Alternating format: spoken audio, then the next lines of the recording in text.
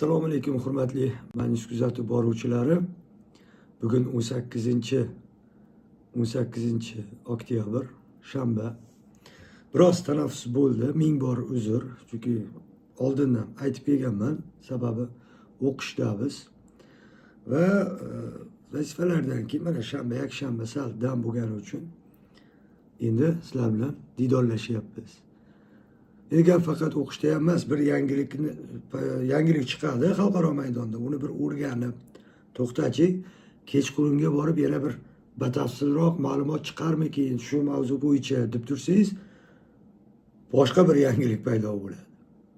Afg'onistonda buna bo'lib turibdi, Pokistonda buna bo'lib turibdi. Shuni o'rganaman desangiz, G'azoda, Falastinda ham nima bo'lyapti deb yana gap chiqib qoladi. Saudiya bilan Xitoy birgalikda dengizda harbiy mashqlar boshlab boribdi. Bu ikkalasi qanday boshladi deb tursangiz, Rossiya Ukraina masalasi, Yevropa masalasi, Amerikaning ichki masalalari, axborot oqimi ko'payib ketdi va tahlilchilar mening nazarimda qiynalib qolishyapti. Agar ayniqsa bitta o'zi bo'lsa, jamoa bo'lsa boshqa gap. Lekin menga o'xshab bitta o'zi chiqish qiladiganlar rostdan ham qiynalib qolishi tabiiy bunaqa paytda. Chunki axborot ko'p, voqea tez rivojlanib ketyapti. Xo'p, Arabiston Pokiston masalasiga, Afg'oniston Pokiston masalasiga to'xtanglar. Umuman mana shu masala xalqaro mavzuga o'tmasdan oldin meni xursand qilgan bir voqealarni gapiray O'zbekiston haqida. Saida Mirziyoyeva va Shavkat Mirziyoyev masalasi. Avvalo bitta narsani aytib qo'yaylik. O'zbek tili masalasida Saida Mirziyoyeva Londonda, Angliyada nufuzli universitetlardan birida o'zbek tilini o'rganadigan, eski o'zbek tili, yangi o'zbek tilini o'rganadigan bo'lim ochildi. Shuni o'rtoqlashdi tarmoqlarda. Menimcha O'zbekiston uchun katta yutuqlardan biri. Nima bo'pti endi o'shalar ham bizni tilni o'rganadigan bo'lsa deb bee'tibor bo'lmang. Gap shundaki, bizni juda ko'plab odamlar bosib olganda, odamlar emas, davlatlar. Va o'sha paytlardan boshlab, ayniqsa mana Rossiya bosqinchiligi paytida ko'plab adabiyotlar Angliyaga ketgan, muzeylarga, va ular yetarlicha o'rganilmagan. Endi bizdan kimdir borib, oylab, yillab o'sha hujjatlarni o'rganib, bizni haqiqiy tariximizni ochilishida, yoritilishida mehnat sarf qilishi mumkin. U boshqa masala. Lekin o'sha yerdagilar to'xtab, bu O'zbekiston haqida biz yaxshiroq o'rganaylik deb bizni manbalarimizni, u yerga ketib qolgan manbalarimizni ular endi o'rganadi. Uyda turib o'rganib, albatta nashr qilib ommaga chiqaradi. Va biz bundan foydalanamiz ham. Qolaversa, Yevropa sekin-asta bizga e'tibor berishni boshladi. Lekin gap borku, tilga ixtiyor, elga e'tibor degan. Shuning uchun ham bu yutuq. Albatta Saida Mirziyoyeva gender masalasida ham juda ko'plab ishlar qilib boryapti. Lekin mana bu til masalasidagi ishlariga alohida e'tibor qaratdim. Bilmadim sizga qanday ta'sir qiladi bu. Shaxsan men uchun yaxshi ishlardan biri bo'lib tuyuldi. Yana bitta masalaga sizlarning e'tiborlaringni qarataman hozir. Saudiya Arabistonida yashovchi milliarder Muhammad Abu Nayanni fikriga e'tiboringizni qaratmoqchiman. Siz doimo tezkor harakat qilasiz, vijdon bilan ishlaysiz va natija ko'rsatasiz. Siz mahalliy va xorijiy investorlarga katta e'tibor qaratdingiz. Ular uchun teng imkoniyatlar yaratdingiz. O'zbekistonni har bir kompaniya va davlat uchun eng yaxshi investitsiya maskaniga aylantirdingiz. Siz oqilona boshqaruv va shaffoflik asosida Oldingi og'ir merosni orqada qoldirdingiz va yangi tarix yaratdingiz. Men 15 ta mamlakatda investitsiya loyihasi qilganman va 30 dan ziyod davlatga borganman. Har joyda yangi O'zbekiston haqida eshitaman. Bu yangi O'zbekiston sizning sadoqatingiz va mehnatingizning mahsulidir. Butun dunyo bugun sizni kuzatyapti, sizdan o'rganyapti. Sizning yetakchiligingizda ishonchli hukumat va fidoyi jamoa kun-tun mehnat qilmoqda. Men haftasiga 7 kun, kuniga 18-20 soat ishlaydigan hukumatni faqat O'zbekiston va Saudiyada ko'rdim. Shuning uchun ham xalqingiz sizni sevayapti. Investorlaringiz va ko'plab davlatlar sizni hurmat qilyapti. Dunyoning turli davlatlaridan juda ko'p odamlar O'zbekistonga turist sifatida ham, do'st sifatida ham, investor sifatida ham kelishni xohlaydi. O'zbekistonning buyuk tarixi bor, lekin sizning bugungi yutuqlaringiz alohida bir tarix. Eng muhimi, siz hech qachon to'xtab qolmaysiz. Bugungi uchrashuvda ham siz 30 milliard dollarlik loyihalar yakunlangani, keyingi yillarda esa yana yangi yo'nalishlarda rivojlanish bo'lishini aytdingiz. Prezident janoblari, sizning asosiy maqsadingiz xalq turmush sifatini yaxshilash. Siz yoshlarga ishonasiz. Bu iqtidorli yoshlar yangi O'zbekistonning quvvati va kuchidir. 8 yilda poydevor qo'yildi. Inshaalloh keyingi yillarda O'zbekiston butun dunyoga o'z salohiyatini namoyon etadi. Yangi O'zbekiston nimalarga qodir ekanini dunyo ko'radi. Prezident janoblari, ishonchingiz uchun katta rahmat. Mening 2 ustozim bor. Biri Valiahd Shahzoda, bosh vazir Muhammad bin Salmon, ikkinchisi siz janob prezident. Men sizdan juda ko'p narsalarni o'rgandim. Siz mening ustozimsiz. Katta rahmat. You know, a person like me who will not learn so much from you. You are my mentor, Your Excellency the President. Thank you, thank you, thank you. Assalamu alaikum wa rahmatullahi wa barakatuh. Keyin bu odam kim ekan deb e'tibor berdim. Muhammad Abu Nayan. Mana bu yerda Forbes jurnalini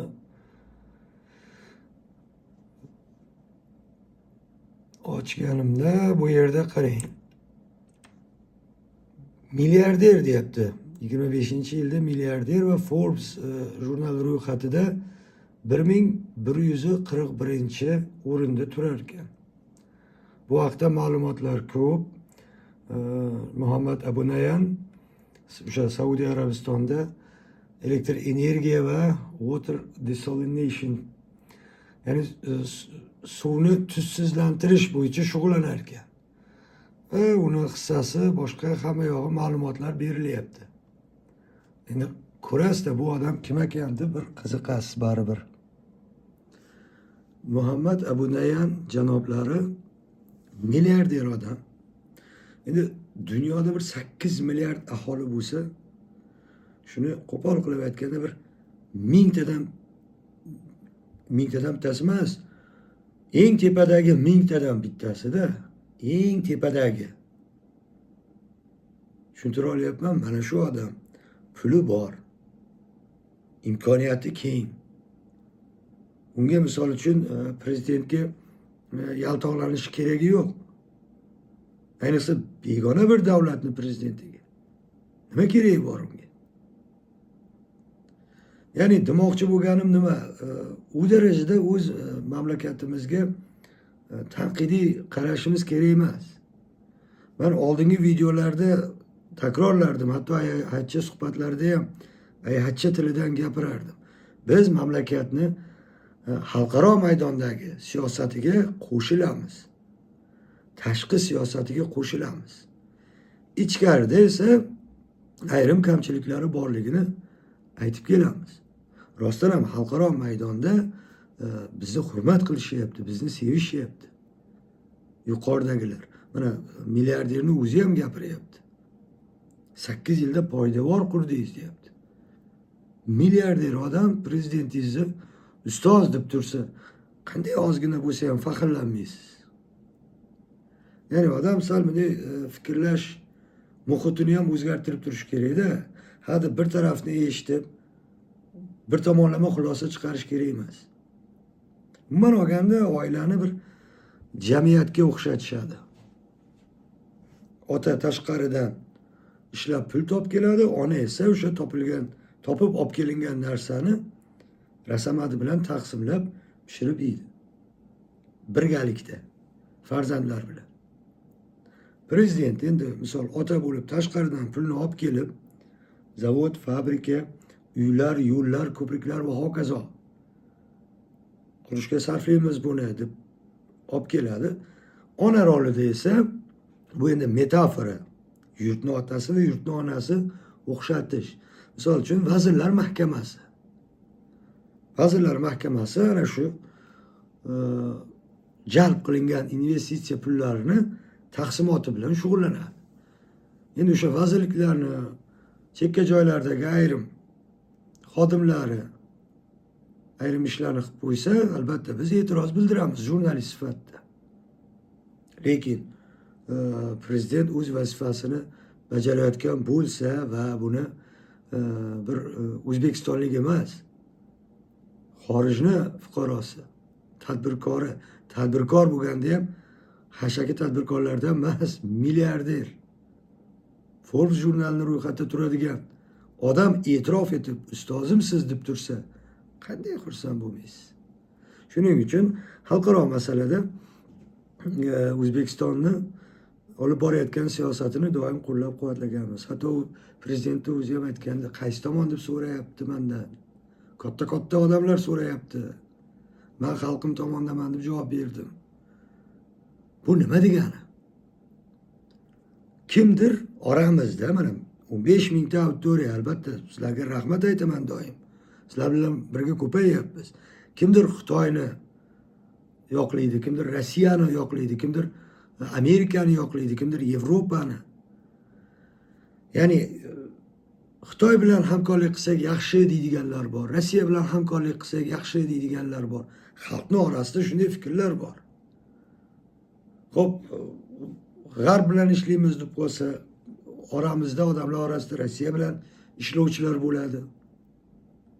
Ya'ni prezident bu yerda bir ustomonlik bilan nima qilyaptiki, ayrimlaringga o'xshab Rossiya tarafiga o'tsa Rossiya parast, G'arb tarafga o'tib qolsa G'arb parast, xalq nima desa shu bo'ladi deb Rossiya parast, G'arb parast degan gaplarni ishlatmaydi. Endi prezident ancha yuqorida turadi bu masalalarda. Parastlardan uzoqda. Chunki oramizda shunday tadbirkorlar bor, Rossiya bilan hamkor. Oramizda shunday hamkorlar bor, Amerika bilan, hamkorlar deb fuqarolar bor, Amerika bilan hamkor. Oramizda shunday fuqarolar bor, Xitoy bilan hamkor. Ya'ni Xitoy bilan yaqinlashish oramizdagi ayrim tadbirkorlarga qo'l keladi. Rossiya bilan yaqinlashish ayrim tadbirkorlarga foyda keltiradi. Va G'arb bilan yaqinlashish. Shuning uchun biz fikr bildirayotganda G'arb parast, Rossiya parast demasdan fikr bildirishimiz kerak. Iloji boricha har kimni tutgan pozitsiyasini to'g'ri qabul qila olishimiz kerak. Bu mana shu gapni gapirib ketaman. Prezidentni maqtashdi va u maqtagan odam hali uni odamlardan emas deb ko'nglimga tugib qo'ydim bir 3-4 kun oldin va gapirib yubordim. Endi sen ham maddoh bo'lsan deysizmi? Bu endi sizning shaxsiy fikringiz. Men shunchaki har zamonda tashqi siyosatda yoki xorijiy odamlar biz haqimizda nima deyotganini ham kuzatib boraman. Xalqaro mavzuda qolib ketgan ayrim ishlarga qaytamiz. Pokiston va Afg'oniston masalasi. Men bu haqda gapiraman degandim. Aslida gapirmayman, xulosani o'zlaringga qoldiraman. Men bir ikkita sanalarni va ishlarni sizlarga aytaman. Xulosani o'zingiz chiqarasiz. Demak, 13-may, mana shu yil 25-yil 13-may kuni Saudiya Arabistoni bilan AQSh, Amerika 142 milliard dollarlik shartnoma imzolaydi. Qurol oldi-sotdi masalasida. Shu yilning 13-mayda. Shu yilning 17-sentyabrida Pokiston bilan Saudiya Arabistoni mudofaa yo'nalishida hamkorlik strategik sheriklikni imzolaydi shartnomani. 13-mayda Saudiya Arabistoni 142 milliard dollarlik qurol sotib olishga qaror qilyapti. Balki o'rtada sotib olgandir ham. 17-sentyabrda Pokiston bilan kelishyapti. 21-sentyabrda esa Trump Afg'onistonni Bagram bazasi, harbiy bazasi bo'yicha gapirib chiqyapti. Bu yerni qaytarib olishimiz kerak deb. Va men ozgina orqadagi videolarga qarasangiz, Trump nima sababdan Afg'onistonga ko'z tikdi deb Afg'onistonni rivojlanayotganini Xitoy bilan, hatto biz bilan ham hozir statistik raqamlarga ko'ra eng ko'p kompaniya ochayotgan afg'onlar bo'lyapti. Afg'oniston bilan bizni aloqalarimiz juda yaxshilanyapti. Qo'shnimizda endi u. Lekin Trump ko'z tikishni boshladi. O'shanda shunaqa degan edim. Va voqealar zanjirini sizga aytib beryapman. Shunday qarasangiz, Pokiston bilan Afg'oniston chegara hududda 7 ta joyda urush boshlayapti. Otishma.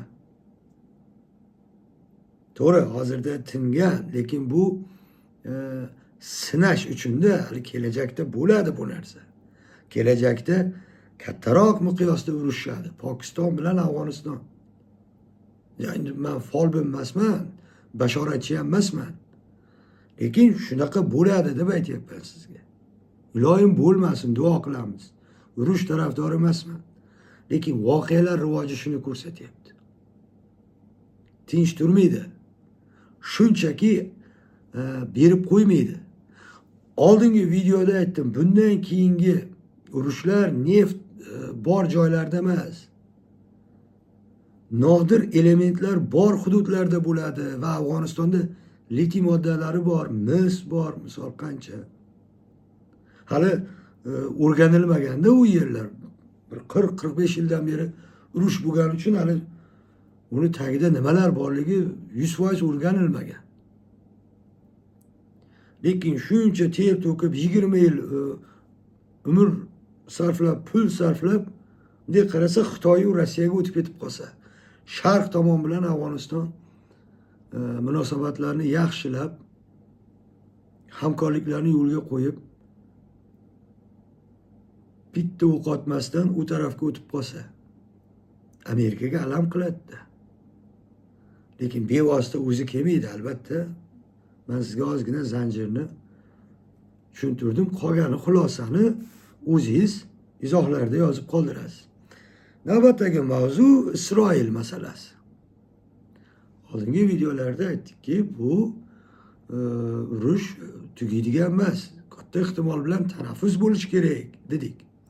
Va men shu narsada 3 ta punktni sanab qo'yibman. Birinchisi, ya'ni nima sababdan tinchlikka erishdik deb jar solishyapti.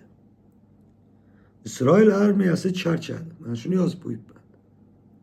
Isroil armiyasi rostdan ham charchadi o'rtoqlar. 2 yildan oshdida va har qanday armiya charchaydi. Shuning uchun har 6 oyda, uzog'i bilan bo'lmasa 4 oyda askarlarga uyiga javob berish kerak.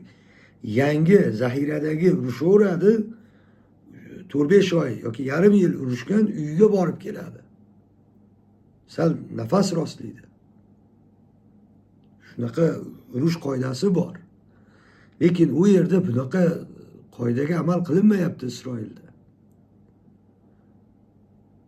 O'zini o'ldirishlar kuzatilyapti Isroil askarlari ichida. Armiya safi tarqalishni boshlagan. Fikran tarqoq. Qochib qayerga boradi endi? Shuning uchun qaror qilindiki, urushni to'xtatmasak, bu askarlar bosh ko'tarib olishi mumkin. Armiya agar bosh ko'tarsa, Isroil nazoratdan chiqib ketib qoladi, balki parchalanib ham ketar. Shuning uchun Hamas bilan darrov urushni to'xtatamiz, mana u asirlarni qaytar deb kelishdi. Vaqtincha bu. Oldin ham aytdim, bu ishonmanglar. Keyingi masala, ikkinchisi. 3 ta sababni sanadim dedim-ku. Isroil G'azoda yoki Falastinda olib borayotgan voqealarni o'zi istagandek dunyoga va o'z xalqiga tushuntirib bera olmayapti. Biz bu haqda ham gapirdik. Endi hamma jurnalist, hamma bloger, endi bitta jurnalistni ovozini yopish bilan haqiqatni yopib bo'lmaydi dedik. Hamma ko'rib bo'ldi. Ko'pgina davlatlarda namoyishlar uyushtirildi Isroilga qarshi. Hatto Isroilning ichida ham hukumatga qarshi namoyishlar sodir bo'ldi bir necha bor. Propagandasi ish bermay qo'ydi Isroilni. Axborot urushi foyda bermay qo'ydi. Buni paytda mana urushni to'xtatdik, tinchlikka erishdik deb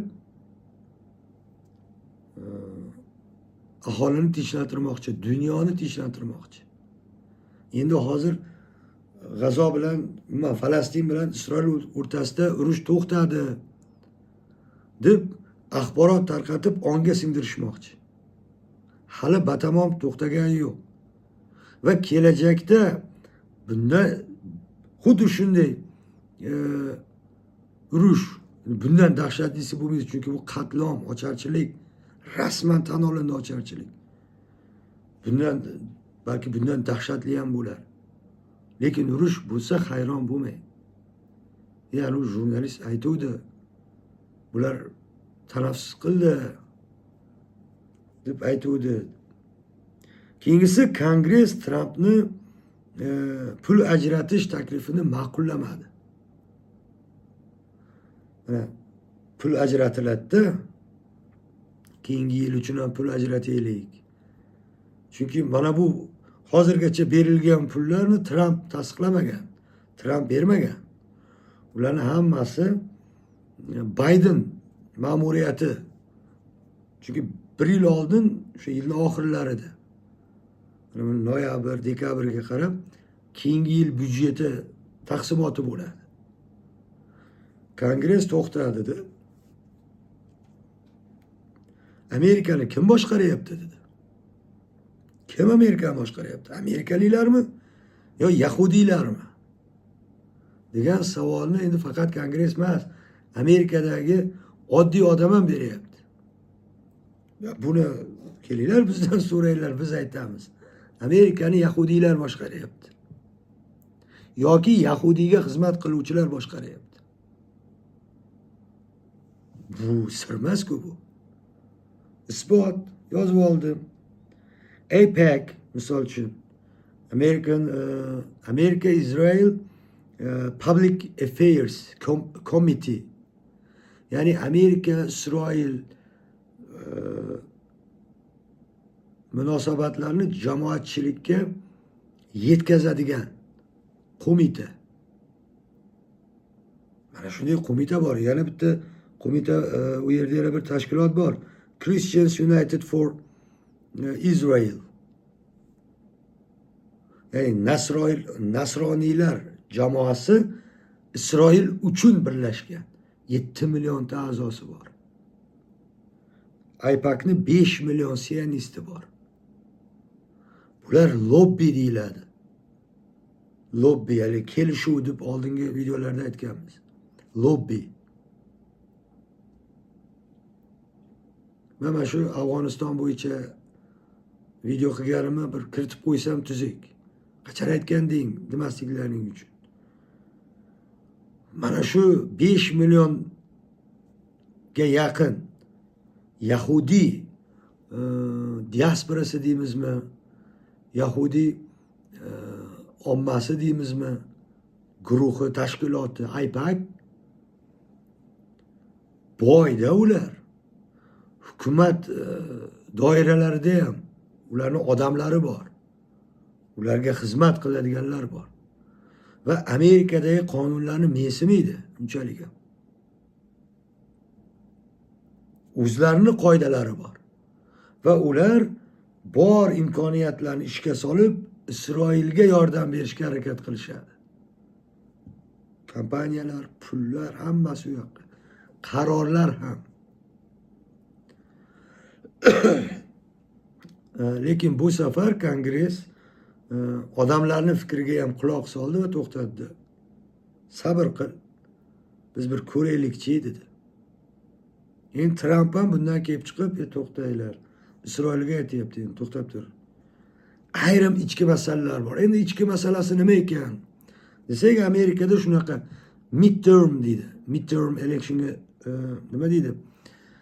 Bir mana 4 yilga ham saylansa, shuni o'rtasida yana bir taxminiy saylov o'tkazishadi. Nech kishi bu odamni olib borayotgan siyosatdan rozi, shu narsani bilish uchun ham bir so'rovnoma o'tkazishadi. Shunga qarab keyin uni qarorlarini Kongress yo ma'qullaydi yo ma'qullamaydi. Chunki bu yerda demokratiya bor va xalqning fikri ular uchun muhim. Tramp mana shunga hozir nima qilyapti? To'g'ri, u Nobel uchun ozgina harakat qildi.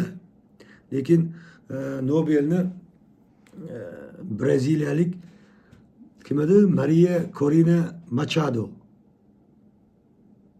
olib ketdi. Muxolifatchi.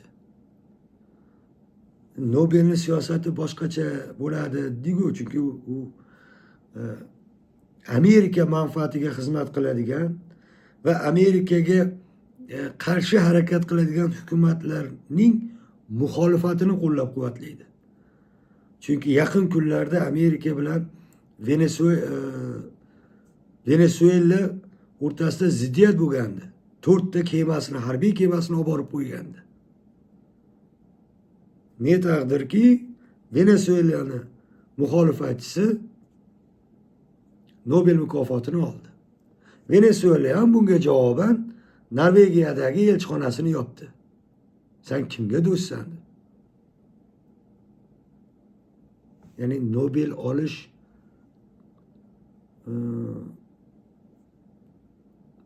qoidasi desak endi bo'lmaydi. U yozilmagan qoidada bu, chunki Nobel olish uchun kim bo'lish kerakligini yaxshi tushunib olishingiz kerak-da.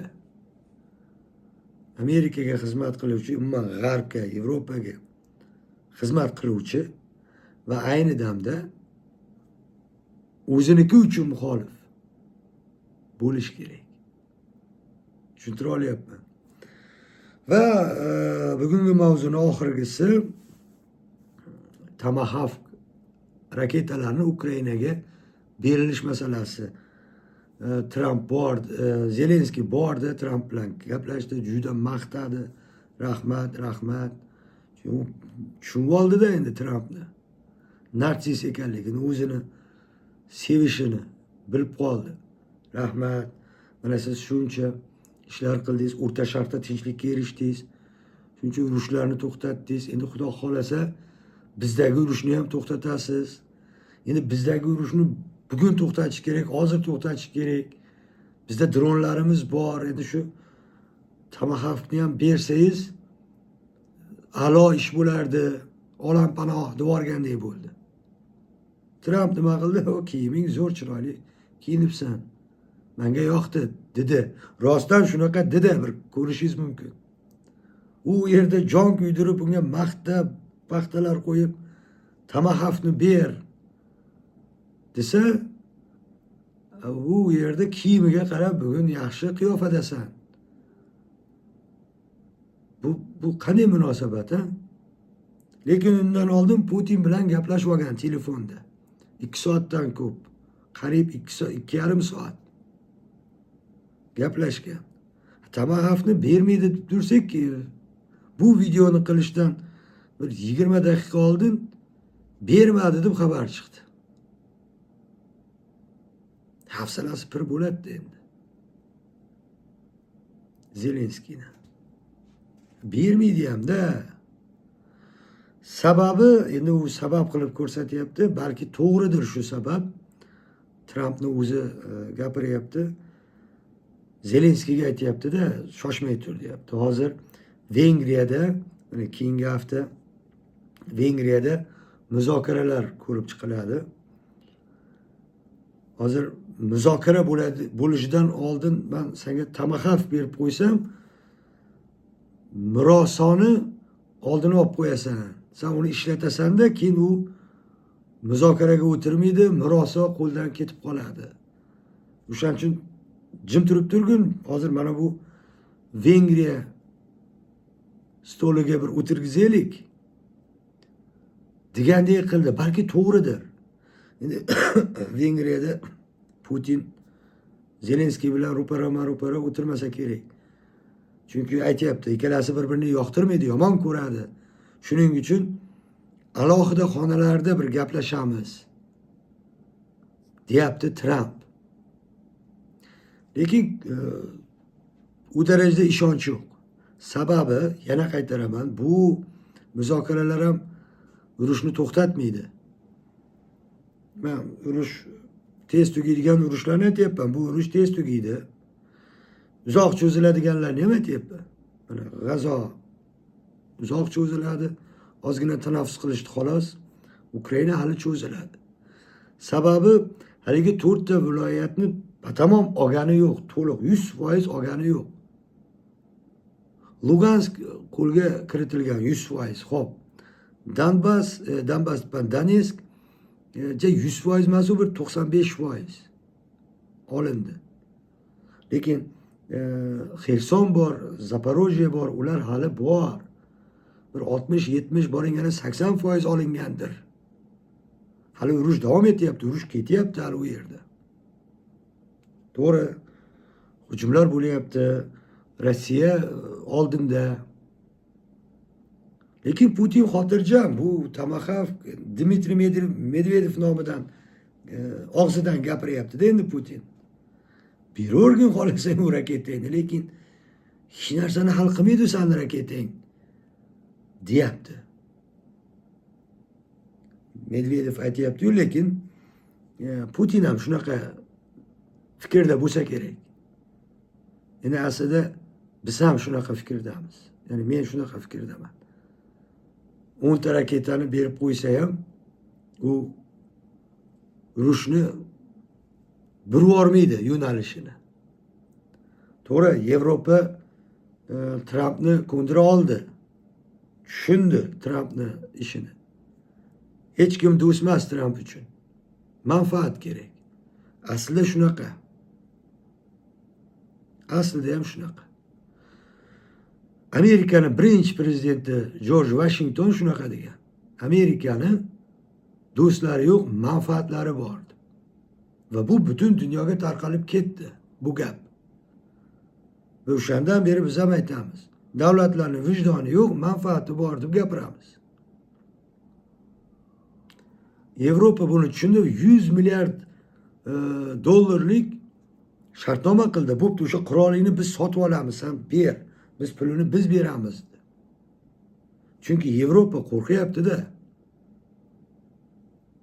Ukraina qo'ldan ketsa, navbat bizga keladi deb qo'rqyapti. O'shaning uchun bunga g'oyalar, mafkuralarni gapirishdan foyda yo'q ekan bu Trampga. Yaxshi pulini beramiz desa, qilar ekan o'sha ishni. Deyishyapti, deb o'ylashyapti.